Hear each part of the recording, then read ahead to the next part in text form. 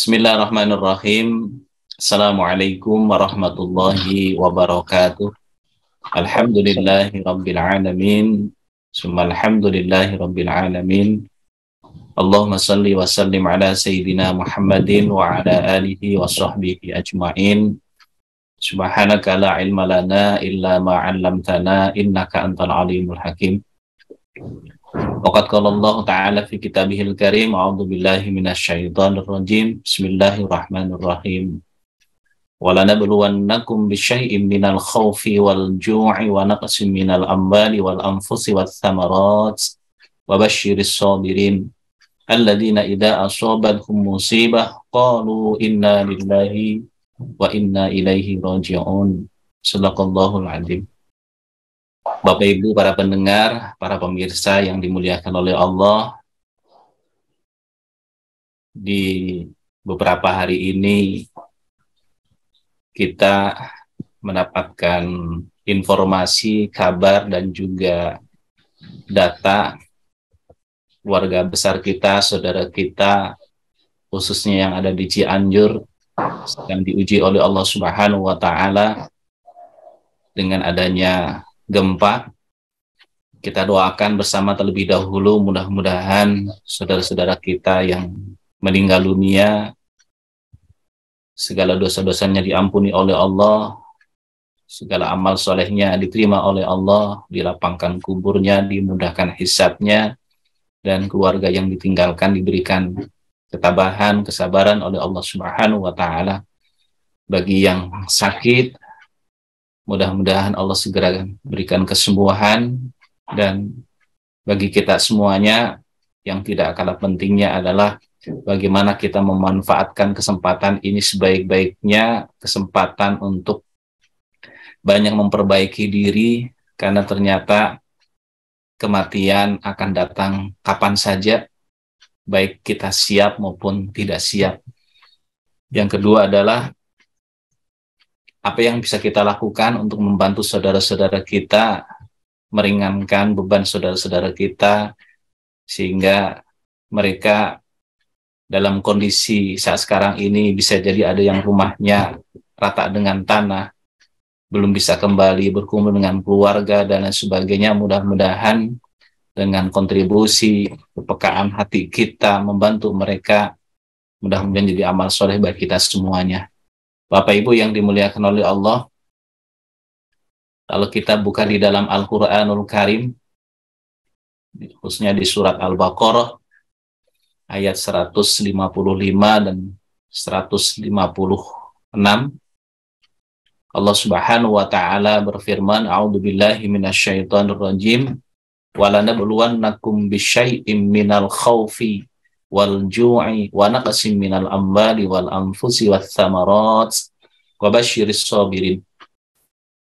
Dan sesungguhnya akan kami berikan cobaan kepadamu bisyai'in, dengan sedikit ketakutan, wal khaufi, ya, minal khaufi wal ju'i, dan kelaparan, wa naqsim minal amwal, dan kekurangan harta, wal anfus was samarat, kekurangan harta, jiwa, dan juga buah-buahan. Tapi wabasyiris sabirin, berikanlah kabar gembira bagi orang-orang yang bersabar. Alladzina idza asabathum musibah qalu inna lillahi wa inna ilaihi raji'un. Yaitu orang-orang yang apabila ditimpa musibah mereka mengucapkan inna lillahi wa inna ilaihi raji'un. Mereka itulah orang-orang yang mendapatkan keberkahan yang sempurna, dan orang yang mendapatkan dari Allah sebagai Rabb-nya, dan mereka itulah orang-orang yang mendapatkan petunjuk. Bapak Ibu yang baik, kalau kita mencoba untuk mengamati Al-Quran surat Al-Baqarah ayat 155 ini sampai 157, ya. Allah Subhanahu wa Ta'ala dalam kehidupan kita, ya, sebagai bentuk sayangnya Allah kepada hambanya, Allah akan memberikan ujian kepada kita. Bahkan kalau kita melihat bahasa yang ada dalam Al-Quran menggunakan kalimat bisyai'in, ya, Jadi kalau kita lihat di dalam tafsir kata syai' ini merupakan sebuah bagian kecil dari entitas yang lebih besar. Dan syai' dengan kata lain bisa disebut dengan ujian yang sedikit. Artinya apa? Dalam kehidupan kita sehari-hari ini Allah akan memberikan ujian kepada kita, tapi ujian yang Allah berikan kepada kita hanya sedikit dibandingkan dengan karunia nikmat Allah yang diberikan kepada kita. Maka menggunakan kalimat bisyai'in, jadi sedikit sekali. Ibaratnya orang yang sedang sekolah, maka ujian yang diselenggarakan oleh sekolah itu tidak setiap hari, tapi hanya sesekali. Artinya ujian yang formal kalau kita sekolah, misalkan ada ujian tengah semester, ada ujian semester. Tidak setiap hari dosen masuk, silakan keluarkan catatan, kita hari ini ujian, besok lagi ujian lagi. Nah, maka menggunakan kalimat bisyai'in, sedikit sekali dibandingkan dengan kenikmatan-kenikmatan yang Allah berikan kepada kita. Ya. Ketika kita diuji oleh Allah sakit misalkan saja, maka sehat, kenikmatan sehat yang kita rasakan lebih banyak, lebih besar dibandingkan dengan ujian sakit yang Allah berikan kepada kita. Kalau kita coba tafakuri dari mulai kita balik misalkan sampai hari ini, bisa jadi kita bisa mengingat kapan sih saat ujian-ujian sakit Allah berikan kepada kita.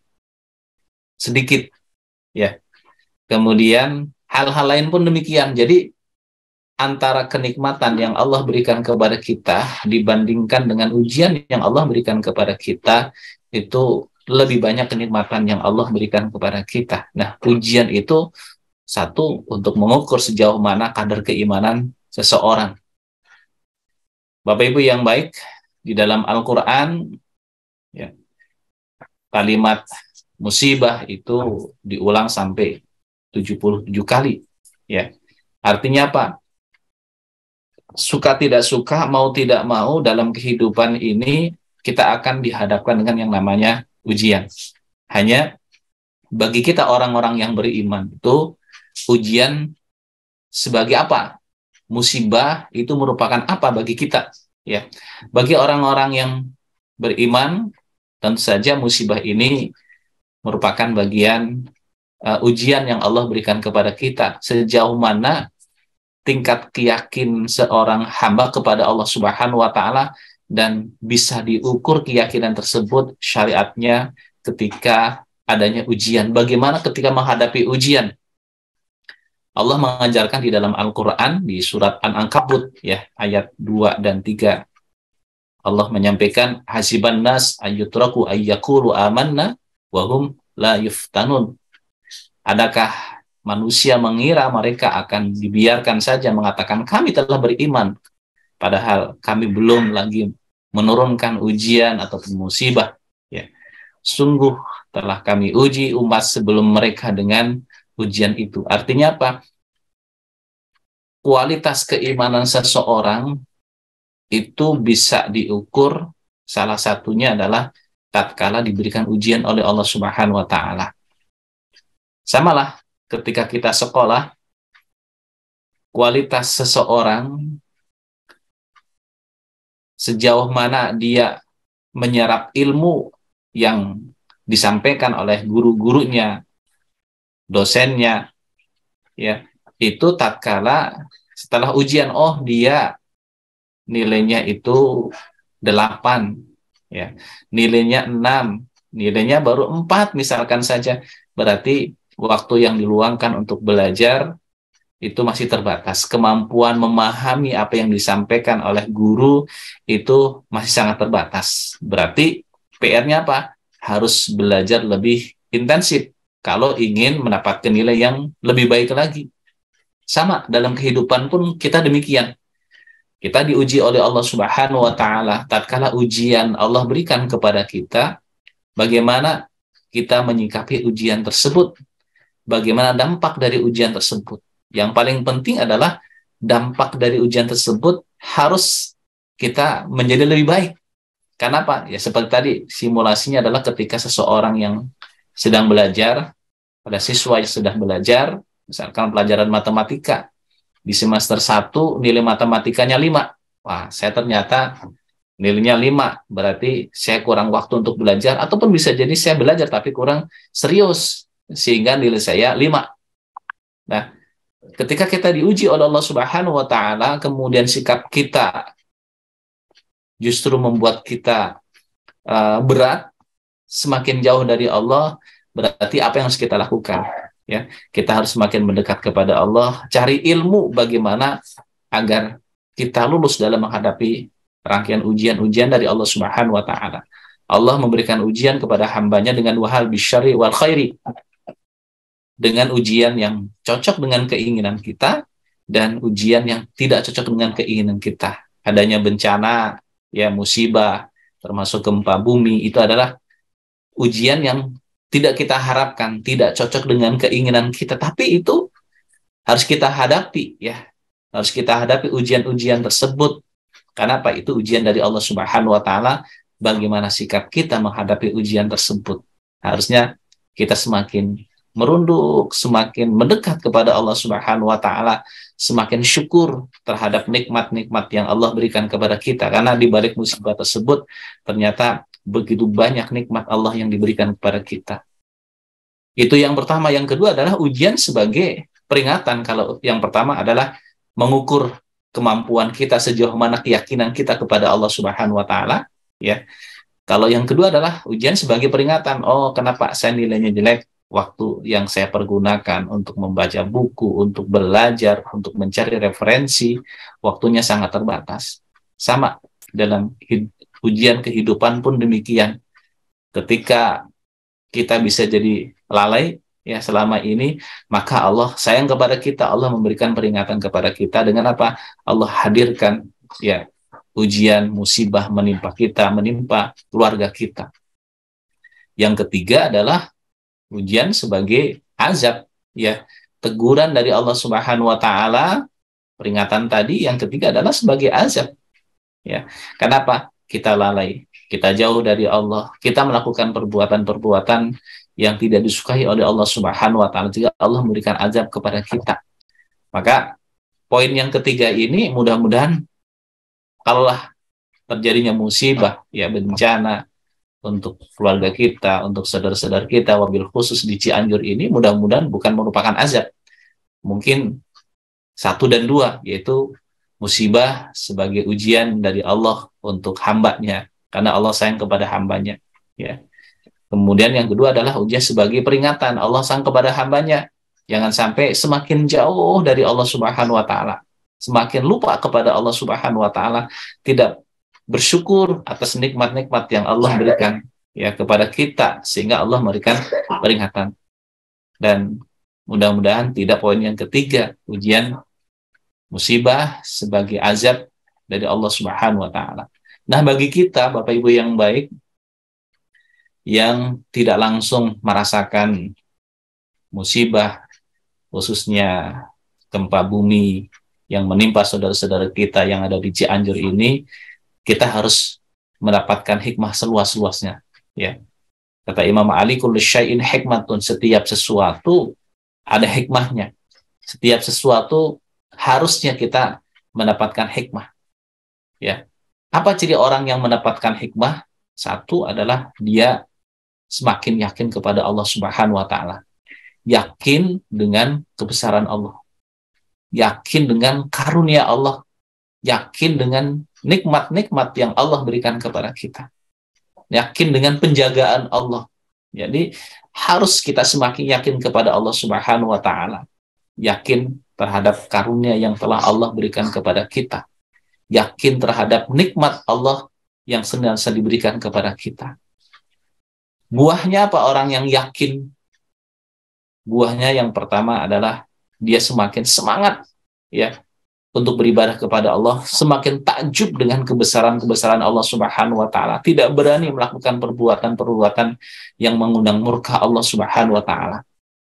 Jadi orang yang yakin semakin semangat untuk beribadah kepada Allah, semakin takjub dengan kebesaran Allah, semakin syukur. Nah, ini penting. semakin syukur terhadap nikmat-nikmat yang Allah berikan kepada kita, ya. Harus syukur, alhamdulillah, di balik musibah yang menimpa keluarga kami, ya, Allah masih berikan kenikmatan kepada kami dan juga keluarga kami. Begitu besar nikmat yang Engkau berikan kepada kami, dan lebih banyak kenikmatan yang Engkau berikan kepada kami daripada musibah yang Engkau timpakan kepada keluarga kami. Jadi semakin syukur kepada Allah Subhanahu wa taala. Kenapa? Di balik musibah tersebut ternyata Allah masih memberikan karunia kenikmatan kepada kita semuanya. Jadi hikmah pertama adalah kita semakin yakin kepada Allah Subhanahu wa taala. Yang kedua adalah musibah ini merupakan salah satu cara Allah untuk mengingatkan hambanya agar tidak melampaui batas. Gitu. Jadi begitu akan melakukan sesuatu, ya, maka Allah memberikan ujian berupa musibah supaya apa? Kita tidak melanjutkan melakukan perbuatan-perbuatan kemaksiatan, ya, kerusakan di muka bumi dan lain sebagainya. Kenapa? Yakin kepada Allah dan menyadarkan kita untuk banyak bertobat kepada Allah, bertobat dan mendekatkan diri kita kepada Allah Subhanahu wa taala. Itu hikmah yang pertama, ya. Yang kedua adalah musibah ini harusnya mengajarkan kepada kita bahwa betapa pentingnya integrasi ibadah, ya, isti'anah, mohon pertolongan kepada Allah Subhanahu wa taala. Jadi hikmah yang kedua adalah dengan adanya musibah ini harusnya kita menjadi orang-orang yang lebih banyak waktu lagi yang kita pergunakan untuk berdoa kepada Allah. Mohon perlindungan, mohon pertolongan kepada Allah Subhanahu wa taala. Jadi ikhtiar lahir, ikhtiar batin harus sangat maksimal. Ikhtiar lahir misalkan, kalau kita membangun rumah, ikhtiarnya, ya, diperhitungkan secara syariat, rumah kita aman dari gempa, misalkan, ikhtiar. Dan ikhtiar batin kita adalah banyak waktu yang kita luangkan untuk berdoa kepada Allah, mohon perlindungan kepada Allah, karena yang bisa melindungi hanyalah Allah. Bangunan yang sudah dibangun dengan perhitungan yang matang secara perhitungan manusia, ya, kalau Allah menghendaki bangunan itu roboh, ya roboh, kan begitu. Makanya jangan kita mengandalkan kemampuan akal kita, kemampuan fisik kita. Wah, saya bangun dengan bangunan yang kokoh, yang kuat. Ya, kalau Allah menghendaki, walau bangunan itu kokoh, kuat, terkena gempa, bisa jadi roboh. Kenapa? Ya, itu yang terbaik bagi Allah Subhanahu wa taala untuk kita. Sehingga walaupun ikhtiar lahiriahnya kita sudah maksimal, jangan lupa ikhtiar batin kita pun harus maksimal. Artinya apa? Senantiasa mohon perlindungan kepada Allah Subhanahu wa taala. Hikmah yang ketiga adalah musibah itu ibarat laboratorium keimanan dan kesabaran untuk penyadaran bahwa manusia itu adalah milik Allah, pasti akan kembali kepada Allah. Tadi ayat di surat Al-Baqarah disebutkan, walanabluwannakum bisyai'in minal khaufi wal ju'i wa naqsin minal amwali wal anfusi was samarat wabasyiris sabirin. Berikanlah kabar gembira bagi orang sabar. Siapa? Alladzina idza asabatkum musibah qalu inna lillahi wa inna ilaihi raji'un. Jadi ketika ditimpa musibah, langsung menyandarkan diri kita kepada Allah Subhanahu wa taala. Kita milik Allah dan akan kembali kepada Allah. Rumah yang kita bangun adalah milik Allah, walaupun secara syariat kita yang membangunnya, tapi hakikatnya adalah itu milik Allah. Mudah bagi Allah untuk mengambilnya, ya.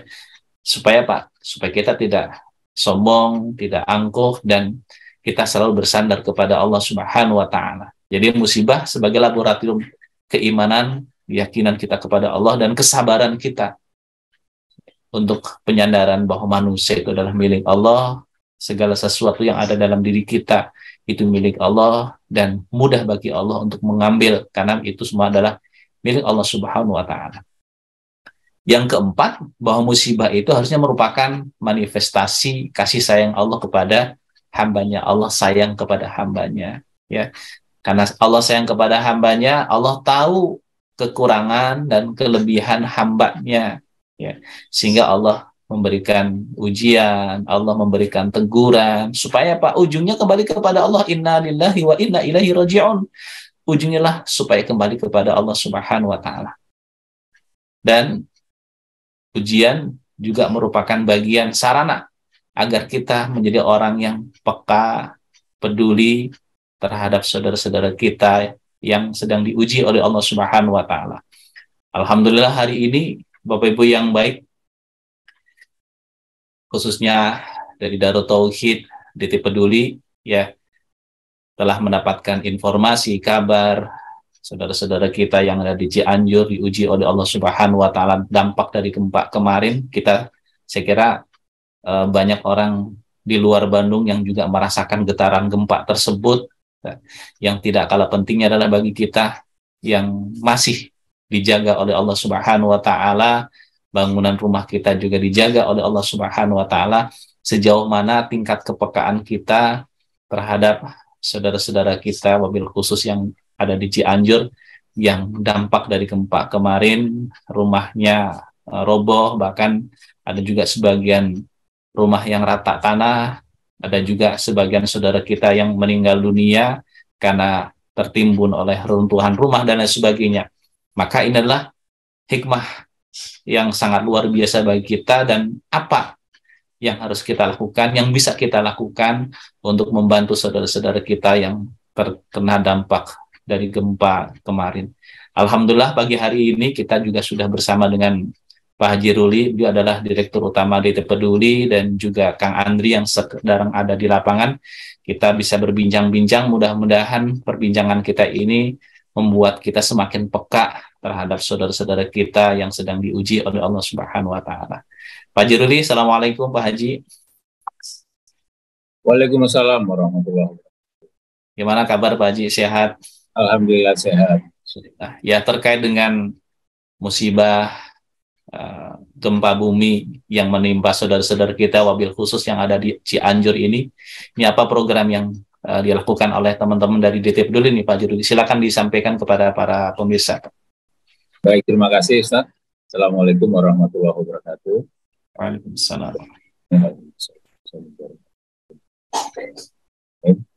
Alhamdulillah DT Peduli juga mendapatkan kepercayaan kembali dari donatur, dari masyarakat yang ingin kontribusi meringankan beban saudara-saudara kita di Cianjur khususnya. Kami tentu di awal langsung membentuk tim, menurunkan tim dari pusat dibantu juga oleh dari lokal, termasuk dari cabang atau kantor pelaksana program di Cianjur, Bogor maupun Sukabumi, semuanya membantu ke sana.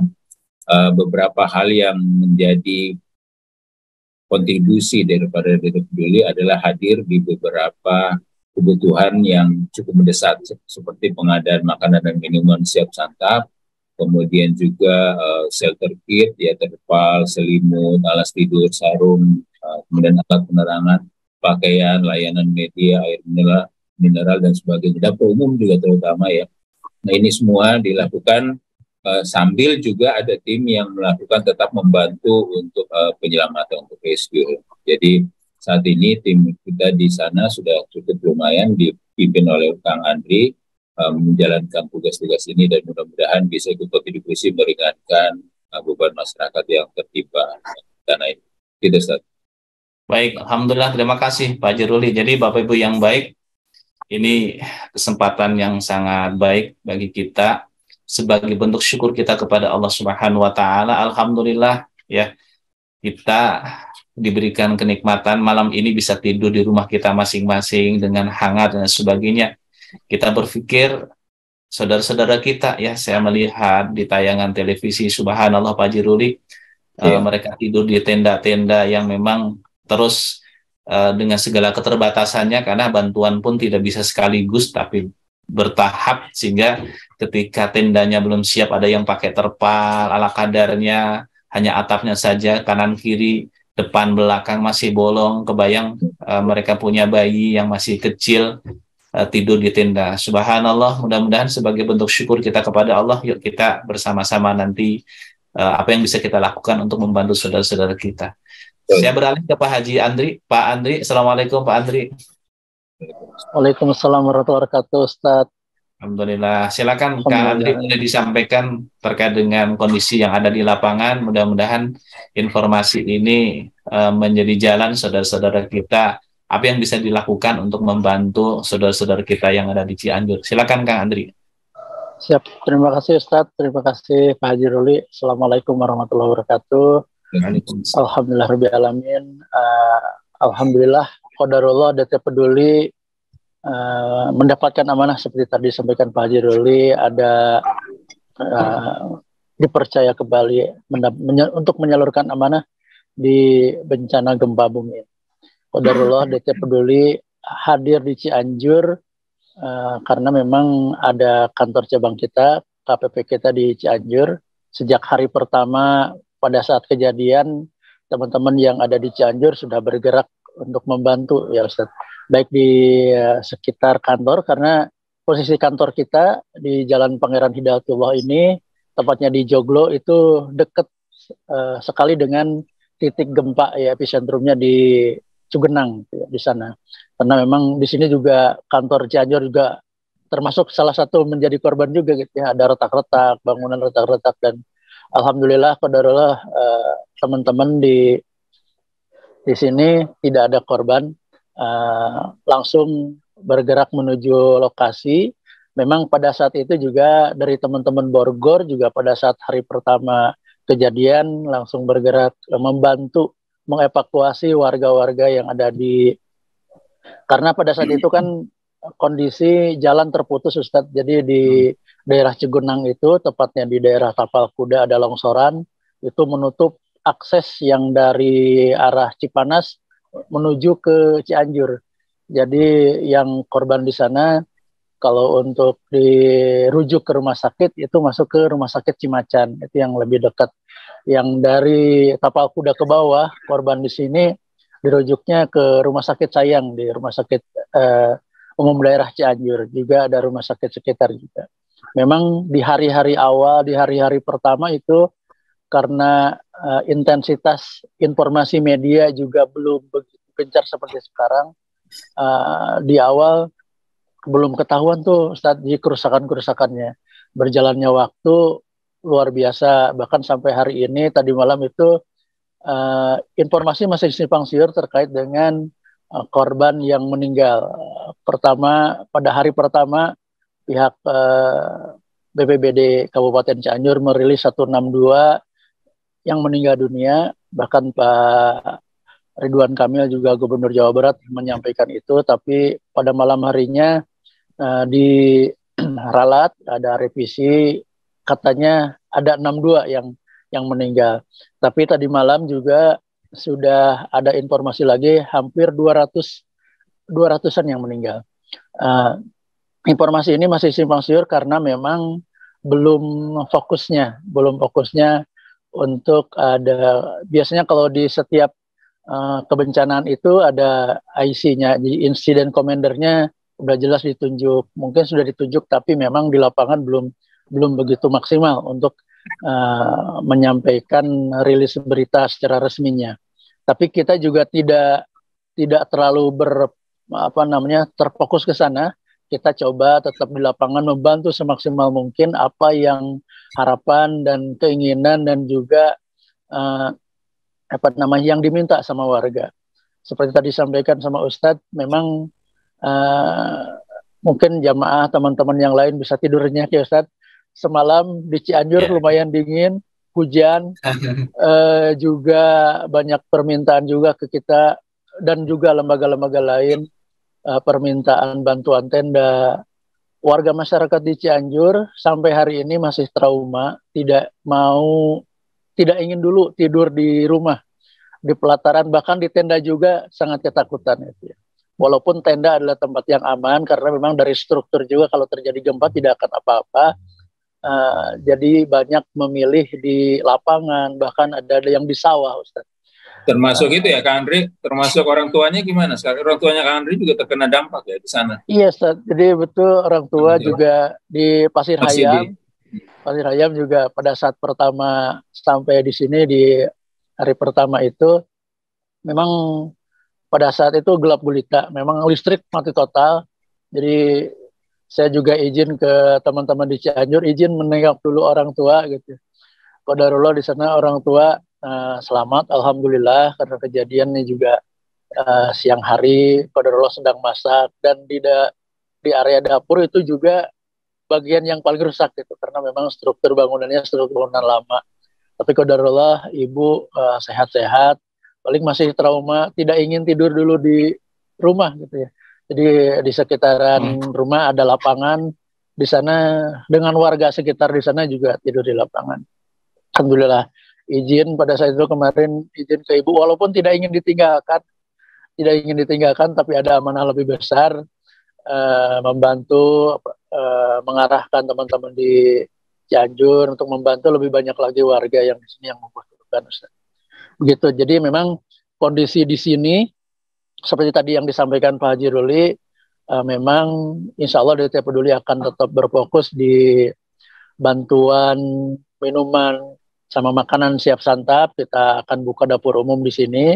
Alhamdulillah di kantor DT Peduli kita akan masak di sini. Kita juga akan menyalurkan baik yang akan disajikan di depan kantor maupun akan disajikan dikirim ke lokasi-lokasi pengungsian.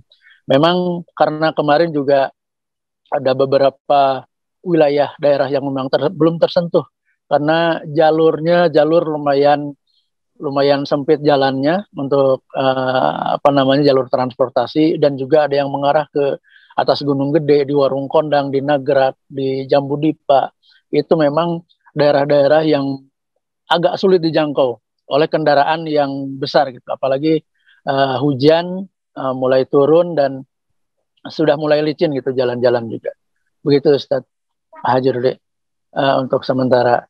Terus insya Allah kita juga berkolaborasi, tidak hanya DT Peduli, kita ada Forum Zakat. Ini adalah kumpulan dari Lembaga Amil Zakat Nasional. Alhamdulillah di DT Peduli ini menjadikan tempat kita koordinasi bersama, dan juga dari keluarga HFI, Humanitarian Forum Indonesia, kita ada lembaga-lembaga lintas iman. Ya, ada beberapa juga teman-teman dari lintas iman kita kolaborasi bersama, karena memang untuk menangani bencana ini tidak cukup satu orang, tidak cukup satu lembaga. Kita akan tetap berkolaborasi, dan juga tetap kita akan berkolaborasi dengan pemerintah. Mungkin dari satu sisi pemerintah mempunyai kebijakan, kita akan mencoba berkolaborasi di sana agar warga masyarakat di Cianjur yang memang membutuhkan bisa terbantu, apalagi yang di pelosok-pelosok atas gitu. Jadi sampai hari ini masih banyak Ustadz. Jadi informasi-informasi di wilayah membutuhkan itu, apalagi tadi malam itu hujan, ada yang minta terpal, selimut, alas tidur, ada yang memang ibu hamil, anak menyusui, itu bingung gitu Ustadz jawabnya tuh. Jadi itu adalah hal-hal yang memang masih sampai saat ini belum bisa terjawab, belum bisa terbantu. Tapi minimal dengan kita menyapa di awal, menyampaikan apa yang bisa dibantu, gali informasi, kita share juga ke teman-teman yang ada di sini gitu ya, bahwa ini ada yang butuh bantuan. Mungkin teman-teman yang masih mempunyai resource atau bahan bantuan bisa kita geser ke sana gitu sampai saat ini. Ya mudah-mudahan hari ini diundang sama pihak pemerintah jam 8 di kantor Bupati Cianjur. Kita akan membahas bersama terkait dengan kejadian yang luar biasa gitu ya. Ini kalau saya lihat Cianjur luar biasa gitu. Saya juga hasil di sini selama ini masih suka terjun ke lapangan itu. Jadi sekarang juga bagian yang harus ditolong tapi tidak mau untuk merepotkan juga gitu. Jadi orang tua juga mengizinkan, walaupun memang ya tidak mau ditinggalkan sebenarnya Ustaz, tapi memang ya qadarullahnya ada amanah yang lebih besar, kita coba membantu yang membutuhkan. Begitu Ustaz. Alhamdulillah. Sementara. Baik, terima kasih Kak Andri, luar biasa. Bapak Ibu yang baik. Jadi kebayang oleh kita bagaimana saudara-saudara kita yang ada di Cianjur ini ya rumahnya roboh, kemudian eh, tenda dan perlengkapan yang lainnya tidak semua sudah siap karena memang informasi dan persiapan lembaga-lembaga yang ada pun masih sangat terbatas, sehingga ini ladang amal bagi kita ya, bagaimana kepekaan dan kelembutan hati kita buktikan sayangnya kita kepada saudara-saudara kita, karena diperintahkan oleh Allah Subhanahu wa taala ya, diajarkan oleh baginda Rasul, kita mencintai saudara-saudara kita yang sedang diuji oleh Allah Subhanahu wa taala. Ini adalah kesempatan baik kita ya untuk membantu saudara-saudara kita. Jadi Kang Andri, yang paling prioritas harus segera dipenuhi dari kebutuhan warga masyarakat itu apa, Kang Andri? Mudah-mudahan ini menjadi jalan para pendengar, para pemirsa untuk bisa segera, karena kan ini bahasanya tidak nanti-nanti ya, yang namanya kebutuhan makan tidak bisa ibu bapak nanti makannya besok ya ataupun nanti sore, kan itu tidak mungkin. Tendanya besok ya, hari ini sudah kehujanan kan begitu, jadi harus gerak cepat ya, dan ini mudah-mudahan bisa kita lakukan sesegera mungkin. Prioritas apa Kang Andri yang barangkali dibutuhkan, dan nanti Pak Haji menyampaikan bagaimana mekanismenya ya ketika bagi jamaah yang akan memberikan kontribusi. Ya, Ustadz menyampaikan bahwa memang prioritas utama tetap memang untuk bahan makanan siap santap ini kita akan prioritaskan.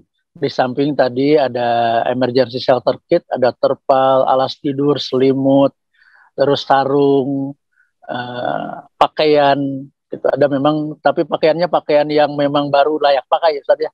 Bukan dalam artian biasanya kalau ke lokasi bencana itu pakaiannya pakaian yang sudah, mohon maaf, kalau katanya kasar, jadi pakaian yang memang bekas dipakai, ya. Iya, sudah tidak dipakai, daripada di rumah tidak dipakai, disumbangkan. Jadi bukan seperti itu, tapi warga masyarakat di sini juga masih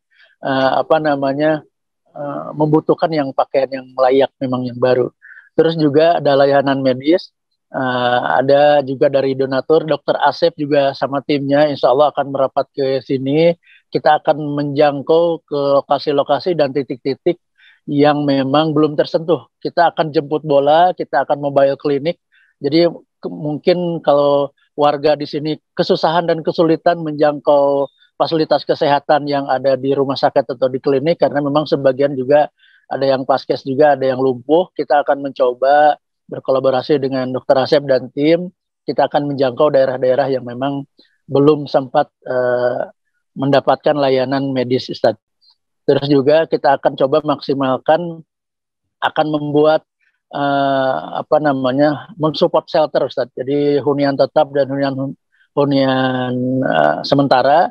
Untuk asesmen juga kita masih asesmen bersama, karena ini juga yang mungkin akan membuat program kolaborasi bersama. Tapi DT Peduli juga tetap akan asesmen terus, karena kebijakan untuk Huntara dan Huntap ini ada di pemerintah, tapi kita juga tetap akan melakukan ada penjangkauan aktivitas untuk bantuan di sana, Ustaz.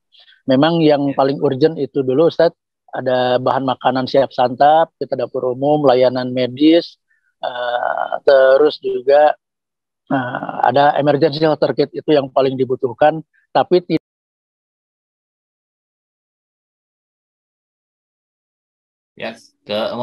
tidak menutup kemungkinan hal-hal yang lain juga akan dilaporkan kemudian hasil dari asesmen yang lebih baik lagi, Ustaz. Demikian. Baik. Terima kasih Kang Andri, Bapak Ibu yang baik. Jadi tadi sudah disampaikan kebutuhan yang lebih mendasar hari ini adalah yang pokok dari makanan, kemudian tindak dan sebagainya yang memang harus segera diwujudkan, dan tidak mungkin Bapak Ibu yang jauh kemudian langsung ngirim makanan, ngirim tenda, baju, kan waktunya juga tidak memungkinkan. Sehingga harapannya kalau memang Bapak Ibu ingin memberikan kontribusi, membantu saudara-saudara kita yang terdampak dari gempa ini, saya kira bisa langsung ke teman-teman di DT Peduli. Pak Haji Ruli, gimana mekanisme Pak Haji nih? Ya, baik Bapak Ibu, nanti memang idealnya barang, karena belum tentu juga suplainya gampang, tetapi kalau Ibu dan Bapak punya peluangan untuk dana, lebih bagus mungkin dana ditransfer ke, itu di chat ada nomor yang diberikan, nomor untuk infak BSI 9255372 900 atas nama DT Peduli ya. 925 5372 900. Namun dan kemudian mohon dikonfirmasi karena ini supaya mempertegas itu untuk apa. Nanti ada WA centernya di 0813 172 172 0813 172 172. Lebih praktis lagi kalau Bapak Ibu yang sudah terbiasa dengan pembayaran melalui online bisa mendownload, mengunduh aplikasi DT Peduli ya. Ini saya bukakan, aduh nggak kelihatan mungkin. Saya bukakan DT Peduli. Di sana sudah ada crowdfunding untuk Cianjur ya. Jadi nanti tinggal masuk ke sana dengan berbagai cara untuk berdonasi. Bisa menggunakan kris, bisa menggunakan transfer bank dan sebagainya. Sudah ada di sana juga. Jadi ini sangat memudahkan Bapak dan Ibu masuk. Bisa melalui website dtpeduli.org atau melalui aplikasi DT Peduli official ada di Play Store. Ini semua dibuka kesempatan untuk Bapak dan Ibu. Saat ini sudah naik terus penghimpunan. Mudah-mudahan Bapak dan Ibu juga dimudahkan, bisa dilancarkan rezekinya sehingga bisa membantu lebih banyak lagi orang ataupun saudara-saudara kita yang sedang sangat membutuhkan saat ini. Gitu, Ustaz. Ya, jadi yang paling simpel bisa mendownload aplikasi Pak Jaduli ya. Dengan aplikasi tersebut, saya kira akan lebih memudahkan kita dimanapun kita berada. Tidak harus repot-repot memberi pakaian sendiri, masak sendiri, dikirim ke Cianjur. Mungkin sampai di Cianjur sudah tidak siap untuk dikonsumsi lagi karena jauh rumahnya di Jawa Tengah, dibawa ke Cianjur gitu ya. Tapi dengan pola seperti ini saya kira mudah-mudahan bisa segera mungkin saudara-saudara kita yang ada di Cianjur ini mendapatkan bantuan dari kita semuanya. Ini adalah kesempatan yang sangat berharga Bapak Ibu sekalian sebagai bentuk sayang kita kepada hamba-hamba Allah yang lainnya yang sedang diuji oleh Allah, sebagai bentuk syukur kita kepada Allah Subhanahu wa Ta'ala karena Allah masih melindungi kita, memberikan kenikmatan kepada kita yang sangat luar biasa ya.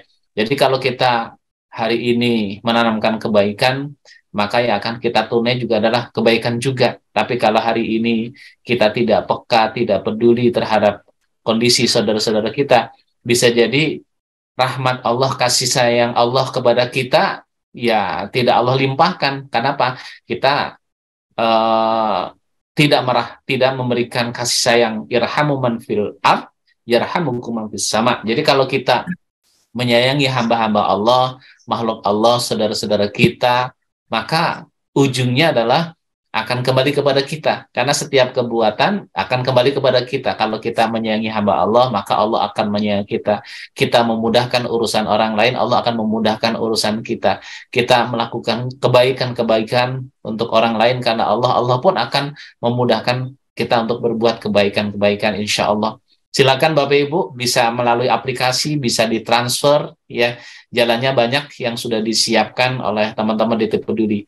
Terkait dengan program ke depan nih Pak Jarudi, supaya nanti bisa jadi ada Bapak Ibu yang hari ini belum bisa memberikan kontribusi untuk penanganan darurat hari ini, pasti program kita tidak hanya tangkap darurat hari ini saja, tanggap darurat hari ini saja, tapi ada program ke depan ya, sehingga kalau misalkan hari ini saya belum bisa membantu nih, tapi mudah-mudahan nanti awal bulan ada rezeki sehingga program yang berikutnya tetap bisa memberikan kontribusi, karena tidak semua para pemirsa hari ini punya kesiapan materi untuk membantu saudara-saudara kita yang ada di Cianjur. Nah, program lanjutan nanti ke depannya mungkin seperti apa Pak Jiruli dan Pak Andri? Iya, jadi DT Peduli sekarang menginisiasi DT Peduli Ready. Ini suatu inisiasi yang mudah-mudahan nanti akan kita lembagakan jika sudah selesai oleh tim Satguna yang dipimpin oleh Kang Andri. Dan di sana kita betul bicara ready ini kepanjangannya adalah rescue, ya penolongan, kemudian juga education. Kita akan ke depan selalu mengutamakan banyak sekali ke education, baik education pengurangan risiko bencana, kemudian penanganan bencana dan sebagainya, dan juga disaster recovery. Jadi untuk recovery ini tentu pengalaman sebelumnya itu sangat banyak yang bisa dilakukan, dan ini betul pekerjaan jangka panjang. Kalaupun nanti kesempatan belum bisa misalnya disalurkan saat ini, itu akan selalu digunakan bantuan Bapak dan Ibu untuk recovery, karena kita butuh rumah sementara nanti, kemudian kita butuh juga untuk penanganan tambahan lainnya. nanti mungkin secara detail bisa disampaikan oleh Kang Andri.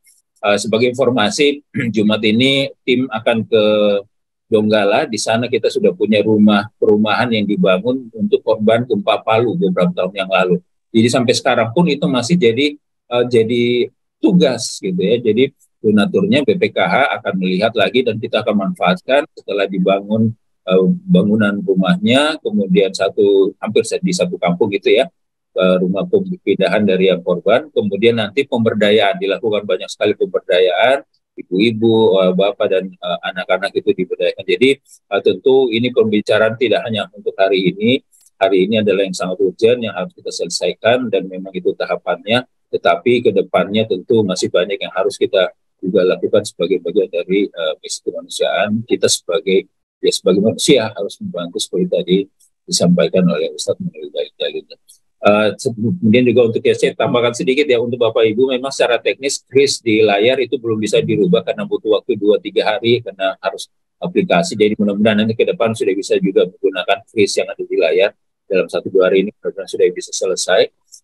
Kemudian juga sebagai bentuk transparansi saya kembali lagi tadi ke aplikasi DT Peduli itu, di sana Bapak dan Ibu bisa lihat histori transaksi ya. Jadi saya sudah coba juga kemarin crowdfunding untuk Cianjur misalnya, ngisi hanya beberapa menit sudah muncul bahwa Ibu dan Bapak sudah confirm, sudah masuk. Jadi tidak perlu ragu, semua nanti akan tercatat dan langsung disalurkan karena memang mekanismenya sudah jalan. Bapak dan Ibu bisa masuk di aplikasi itu, bisa lihat histori transaksi, di sana ada tercatat. Jadi mudah-mudahan kita bisa bersama-sama ya, kami dijadikan jalan, kami berterima kasih, mudah-mudahan bisa membantu untuk menyalurkan apa yang Bapak dan Ibu amanah.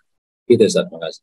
Ya, baik. Alhamdulillah Bapak Ibu yang baik, dengan teknologi ini sudah sangat luar biasa ya.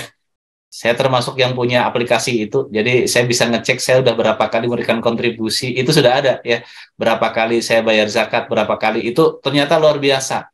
Jadi transparansinya itu sangat tinggi ya. Kenapa? Semua orang bisa mengakses. Saya bisa tahu tanggal berapa dulu, misalkan saya infak ke DT Peduli, oh dulu kok saya tanggal sekian kok sampainya sekian, berarti ada miss di situ misalkan saja. Ini sangat luar biasa. Kenapa? Ya ini amanah dari umat, ya hakikatnya dari Allah Subhanahu wa taala yang memang harus dijaga dengan sebaik-baiknya. Betul Bapak Ibu yang baik, sebagaimana yang disampaikan oleh Pak Haji Ruli.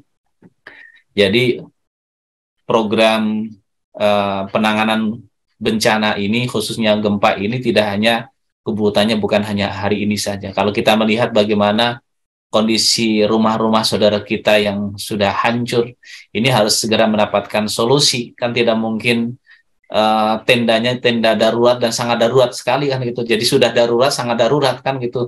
Tendanya kecil, kemudian hanya cukup atapnya saja. Kebayang ketika musim hujan, hujan masuk, kemudian angin juga hembus kanan kiri, luar biasa ya. Ini harus segera ada rumah sementara ya, rumah sementara huntara ya. Kita alhamdulillah dulu saya juga pernah ikut ke Palu ya, bagaimana dalam sampai berapa tahun itu baru mereka mendapatkan huntap ya, hunian tetap, karena rumahnya roboh dan rumah yang dibangun oleh mereka adalah rumah-rumah yang memang rawan ketika terjadi tsunami kembali itu akan terhempas lagi, sehingga harus ada solusi. Sama karena tadi malam saya melihat di media, di TV, bahwa gempa ini ada potensi.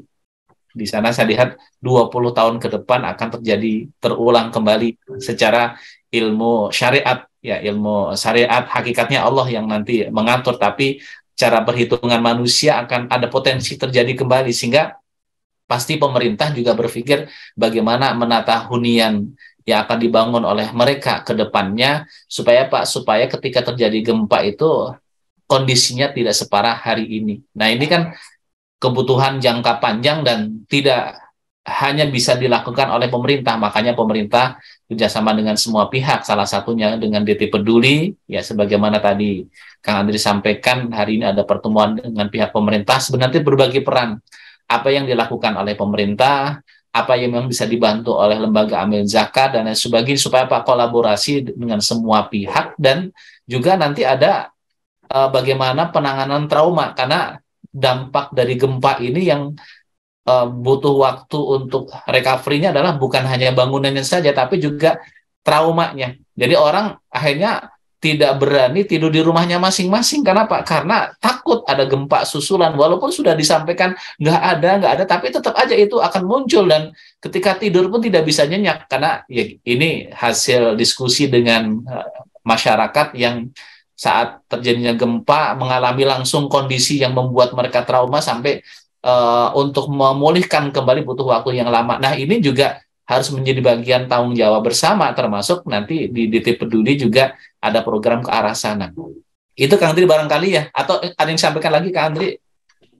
Iya betul Ustadz, seperti tadi yang disampaikan Pak Haji Roli bahwa memang DT Peduli Ready ini berfokus di 3 fase di kebencanaan itu Ustadz. Ada fase tanggap darurat, ada fase edukasinya, mitigasinya, ada fase terakhir di recovery.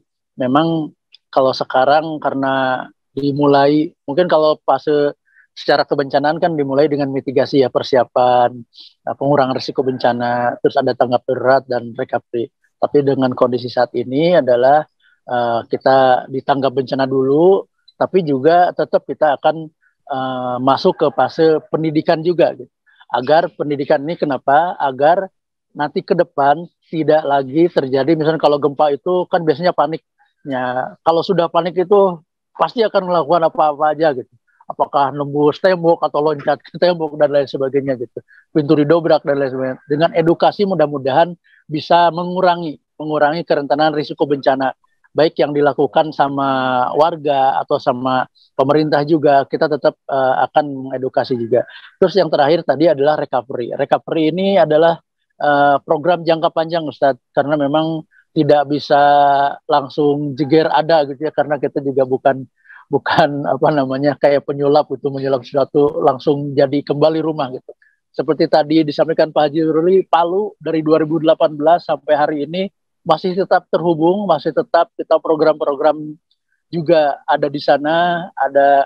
Jadi bagaimana di recovery ini kita membangun rumah, kita membangun warga masyarakatnya yang awalnya tadi disampaikan trauma, itu juga bagian membangun bagaimana warga masyarakat bisa kembali ke rumah, bisa kembali menjalankan aktivitasnya. Kita coba akan fasilitasi bagaimana yang bersangkutan itu kalau sebelumnya usaha, terus ladang usahanya mati karena bencana ini, kita coba akan fasilitasi dengan program-program yang ada di DT Peduli. Khususnya untuk membangun ekonominya, untuk membangun dari sisi ruhiyahnya juga. Biasanya kan kalau sedang bencana itu ada saja mungkin ini tuh cobaan dan lain sebagainya. Biasanya kan seperti itu, kita akan coba menguatkan lagi dari sisi ruhiyahnya. Bahkan nanti juga ke depan dari teman-teman dari asatid dari pesantren juga akan coba diajak ke sini, akan mengobati traumanya mungkin dari sisi ruhiyahnya seperti apa. Begitu Ustadz, ini program jangka panjang, tidak 3 bulan, 2 bulan, 1 tahun. Apalagi DT Peduli hadir di Cianjur, ini akan mengawal seluruh kegiatan rangkaian bantuan kebencanaan. Begitu Ustaz. Baik, alhamdulillah, terima kasih Kang Andri, Pak Haji Ruli. Tidak terasa kita sudah di penghujung acara. Jadi Bapak Ibu yang baik, yuk kesempatan ini kita manfaatkan sebaik-baiknya. Bukti syukur kita kepada Allah. Allah memberikan kenikmatan kepada kita, kesehatan kepada kita, keluasaan rezeki kepada kita. Sebagai bentuk syukur kita kepada Allah, yuk kita peduli terhadap saudara-saudara kita yang ada di Cianjur yang sedang diuji oleh Allah Subhanahu wa Ta'ala. Silakan ya, setelah ini yang punya handphone, ambil handphonenya ya, transfer sebagai sedekah kita hari ini untuk saudara-saudara kita yang ada di Cianjur yang ingin menggunakan aplikasi. Nanti di-download terlebih dahulu. Yang sudah punya M-Banking, silakan diambil handphonenya, langsung sedekah, jangan ditunda-tunda. Kalau sudah nanti, itu biasanya lupa dan terus lupa, dan akhirnya lupa kan begitu. Tapi begitu dapat informasi, langsung kita bergerak. Mudah-mudahan ini bagian karunia dari Allah Subhanahu wa Ta'ala, informasinya dari DT Peduli. Teman-teman dari DT Peduli meluangkan kesempatan, memberikan kesempatan kepada Bapak Ibu untuk bisa membantu saudara-saudara kita yang ada di Cianjur ya. Kita tidak harus datang ke lokasi langsung, tetapi Allah berikan kemudahan kepada kita untuk bisa menjadi bagian saudara-saudara kita mendapatkan kenikmatan dari Allah Subhanahu wa taala walaupun dihadapkan dengan ujian dari Allah Subhanahu wa taala berupa gempa ini. Terakhir Pak Juril ada yang ingin disampaikan? Tinggal 2 menit. Ya, baik. Itu aja mungkin mengakhiri atau menutup masukan yang sangat kami butuhkan saat ini tentu adalah informasi di lapangan dari informasi yang resmi, kemudian juga koordinasi dengan pihak pemerintah dan juga dengan lembaga sejenis di FOS maupun di HFI. Kami juga merasa hari ini dapat tanggung jawab yang cukup besar, berbagai harapan dari masyarakat, khususnya juga dari korporasi yang selalu ingin melihat hasil dari apa yang mereka salurkan itu dibuktikan ya. Jadi kami menggunakan semua resource. Saat ini pun tim marketing, tim itu standby semua, bahkan mulai pada sakit juga ya, untuk menyebarkan informasi. Jadi kami sangat membutuhkan doa dari Bapak Ibu semua dan juga tentu kontribusi. Mudah-mudahan kami bisa ikut membantu kita meringankan bersama-sama warga masyarakat di Cianjur. Terima kasih banyak. Itu dari saya, Ustaz. Baik, alhamdulillah, terima kasih Pak Juruli, Kang Andri. Mudah-mudahan informasi ini sangat bermanfaat bagi saudara-saudara kita dan mudah-mudahan jadi jalan pertolongan dari Allah Subhanahu wa taala. Terima kasih. Kita akhiri dengan membaca hamdalah dan doa kafaratul majelis. Alhamdulillahirabbil alamin. Subhanakallahumma bihamdika asyhadu an la ilaha illa anta astaghfiruka wa atubu ilaik. Assalamualaikum warahmatullahi wabarakatuh. Waalaikumsalam warahmatullahi wabarakatuh. Terima kasih Ustadz. Terima kasih Pak Andri. Kang Andri, Pak Juruli, makasih Bapak Ibu yang baik yang ada di Zoom, makasih semuanya, mudah-mudahan Allah berikan keberkahan ya. Amin. Amin.